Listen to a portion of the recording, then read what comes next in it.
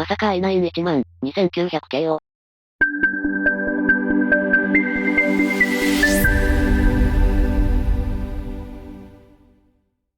皆さんこんにちは、ウプ主のシュラウドです。皆さんこんにちは、アシスタントのシュラミです。今回はこちら、PC クーラーの K4BK になります。PC クーラー。はい、今回はこちらの空冷クーラーなんですが、2023年5月25日に新発売となる商品で、想定販売価格が税込み3180円の予定なんですよね。税込み3180円って安くない？そうなんです。だからこのクーラーは、みんな大好き AK400 の対抗として作られたクーラーみたいです。打倒 AK400。です。ということで今回はこちらの K4BK が新コスパクーラーになるか検証していきたいと思います。もしこの動画が少しでも参考になったら、ぜひ評価、チャンネル登録よろしくお願いします。それでは行ってみましょう。それではまず PC クーラーのホームページから見ていきましょう。こちらのメーカーですが、空冷クーラーに簡易水冷クーラー、ケースや電源、ファンなどのパソコンパーツ類を販売しているメーカーみたいで、ゲームアイスというのがゲーミングブランドみたいです。それでは空冷クーラーのページを見てみましょう。なんか多くない？私も開いてみてびっくりしたんですが、かなり多くの空冷クーラーを販売しているみたいです。その中で新製品もかなり多く、今回レビューする K4 シリーズが6種類。K4 シリーズよりヒートパイプが2本多い、K6 シリーズが4種類。さらにファンとヒートシンクが2つになった G6 シリーズが4種類と新発売するみたいです。すごい数ね。確かにすごい数ですね。それでは今回レビューする K4BK のページも見ていきましょう。ページをスクロールするとすぐに i9-12900K のテストデータが出ております。i9-12900K の最大 TDP が公式ページで 241W なんですが、240W でも 91.1 度という結果が出ていますね。本当にそのくらい冷えるのであればかなり優秀な空冷クーラーですよね。その下にはこの空冷クーラーの特徴が4つ書かれていました。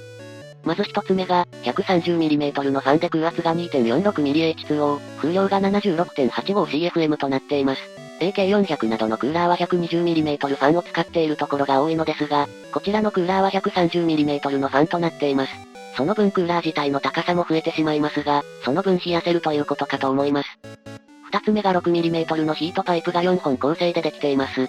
またダイレクトタッチと呼ばれる、ヒートパイプに直接 CPU が接触する形となっています。少し前まではダイレクトタッチ方式では冷えないとされていた空冷クーラーですが、AK400 がその常識を覆したのは皆さんも記憶に新しいかなと思います。果たして PC クーラーのダイレクトタッチは冷えるのか。三つ目は PC クーラーの第3世代テクノロジーベースになっているみたいです。すみません、前の世代のことはわかりません。そして4つ目は GT3 というグリスが付属しているみたいですね。あとは使用等が書いてありました。この辺の細かい部分は実物を見ながら見ていきましょう。シュラララ。まずは外箱から見ていきましょう。白とオレンジをベースにかなり明るい感じの外箱になっています。側面には先ほどの4つの特徴も書いてありました。それでは開けていきましょう。開け方は上側から開けていきます。開けるとまずは梱包材が入っており、それを取ると中にクーラーとファン、付属品の入った箱が出てきます。付属品はこのような袋にまとめて入っていました。開封して中身を見ていきましょう。こちらがユーザーマニュアルになります。英語表記と中国語表記のもので記載されており、日本語表記はありませんでした。イラストが書いてあるので、それを見ながらやればできなくはなさそうです。続いてはこちらになります。インテル用のバックプレートとスペーサーになります。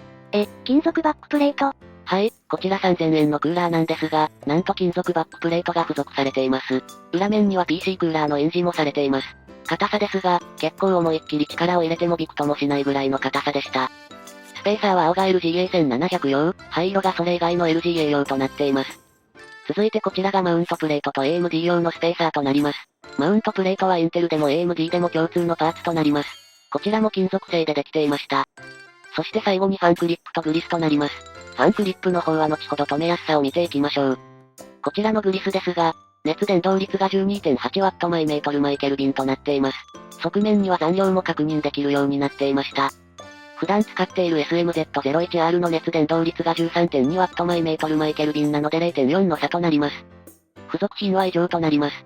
3000円台で購入できるクーラーにしては、グリスもかなりの容量が入っていていいですね。続いて本体も見ていきましょう。では箱から出していきます。クーラー本体とファンがセットで出てきました。まずはファンから見ていきましょう。こちらが 130mm のファンとなるのですが、一見すると 120mm と遜色ない感じがします。こちらのファンは9枚のブレードでできています。ファンスピードは最大 1600rpm みたいです。続いてはクーラー本体も見ていきましょう。こちらのヒートシンクは黒で塗装されているので、黒系統のパーツには合うかなといった印象です。3000円台でこの色合いはかなりすごいですね。上面にはアイスゲームのロゴが入っています。こちらは樹脂製のプレートなんですが、ちょっといじってみましたが取ることはできなさそうです。で、このフィンなんですが、かなり触り心地が滑らかでした。おそらく先端が丸みになっているのか、引っかかり等はありませんでした。ではダイレクトタッチも見ていきましょう。こちらのダイレクトタッチなんですが、かなり綺麗に作られているんじゃないかなと思います。こちらが AK400 のダイレクトタッチ部分なんですが、AK400 は真ん中に本が寄っていて、両サイドが離れています。果たしてこのダイレクトタッチで AK400 を超えることができるのか気になるところではありますね。この横筋みたいなのは研磨の跡ですかね。では続いて実際にファンを取り付けてみたいと思います。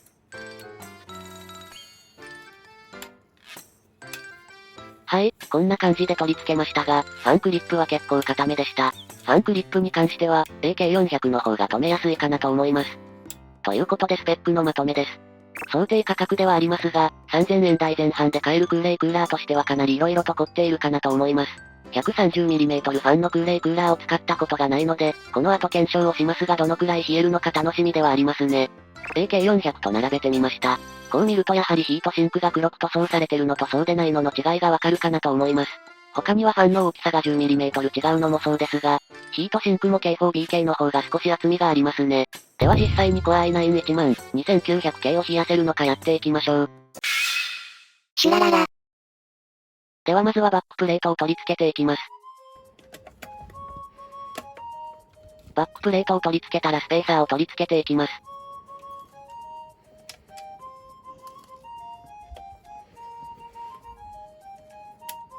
次にマウントプレートの取り付け。マウントプレートをネジで留めていきます。これでマウントプレートを取り付けました。続いてはグリスを塗っていきます。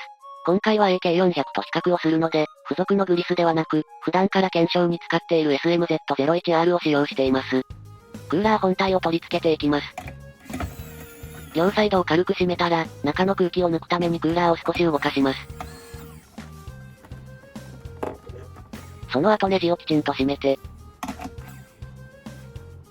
ファンを取り付けたら完成となります。ということで装着したものがこちらとなります。ピカピカゲーミング感はありませんが、黒系のパーツには合いそうな感じですね。それでは検証いってみましょう。シネベンチ R23。ではまず最初に AK400 で電力無制限でやってみたいと思います。電力無制限。それだと、やはり電力無制限ではすぐに100度になってしまいました。そりゃそうなるわよ。続いては K4BK でも電力無制限の状態でやってみたいと思います。AK400 でもすぐ100になったから。K4BK でも残念ながら開始してすぐに100度に到達してしまいました。そりゃそうよね。では続いては電力を 240W に制限してやってみたいと思います。まずは AK400 から。今のところ順調ね。果たしてこのまま100度に行かず、乾燥することができるのか。